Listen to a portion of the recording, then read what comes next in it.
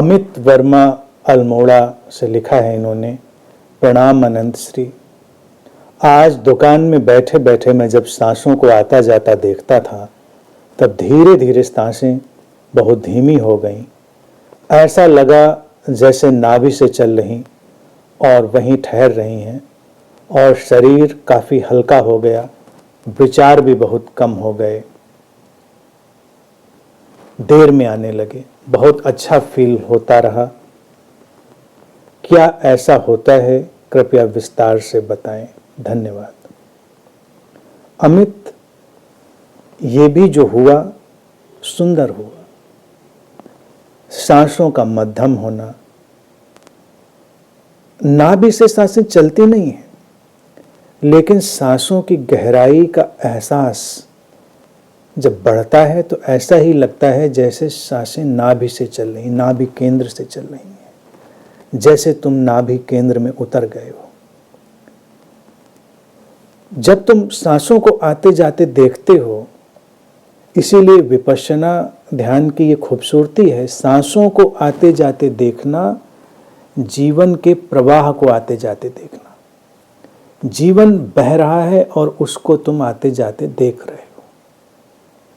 देखते देखते देखते कभी उस अवलोकन की गहराई बढ़ती है, उस ऑब्जर्वेशन की जो डेप्थ है वो बढ़ती है, और तुम अपने होने के केंद्र में खींच ले जाते हो, सेंटर ऑफ बीइंग में।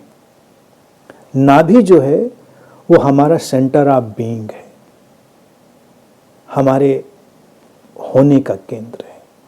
जब भी जीवन में हम अपने स्रोत के निकट पहुंच रहे होते हैं, जीवन की धाराओं के निकट पहुंच रहे होते हैं, हम नाभि केंद्र में खींच लिए जाते हैं। नाभि केंद्र क्या है? क्या वहां पर कुछ है? शरीर का एक केवल बिंदु है, सिंबॉलिक बिंदु है, जहां पर हमारी वो सूक्ष्म जीवन ऊर्जाएं किसी सूक्ष्म ढंग से अपना काम करती हैं।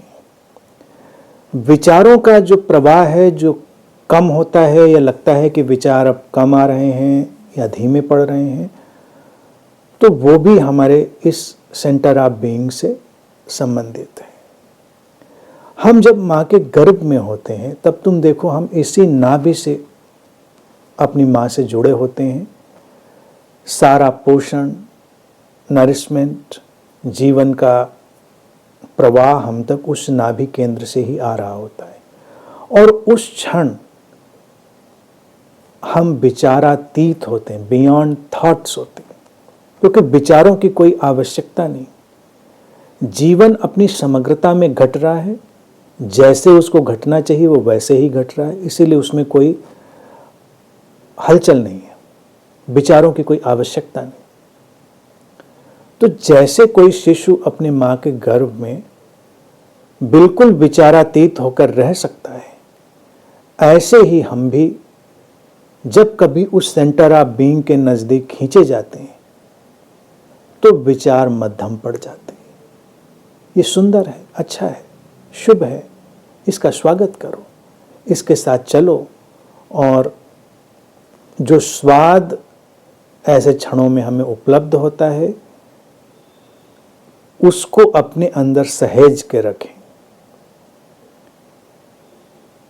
जब तुम गर्भ में होते हो तो एक अवस्था होती है बड़ी सुंदर सी, जो माँ है वो तुम्हें संभालती है, तुम सहेजे जाते हो, कोई जल्दबाजी नहीं है। इसी तरह से जब तुम्हारे भीतर ऐसा कुछ घटे, जीवन को पोषण देने वाला, जड़ें देने वाला, तो तुम भी थोड़ा ठहरो, अपने उस अंतर अनुभव को संभालो। जैसे एक स्त्री अपने गर्भ में शिशु को लेकर एहतियात से चलती है, सावधानी से, सजगता से चलती है, ऐसे ही अपने जीवन के सुंदर क्षणों को संभालना सीखो, और फिर उनकी गहराई बढ़ेगी, उनका विस्तार होगा।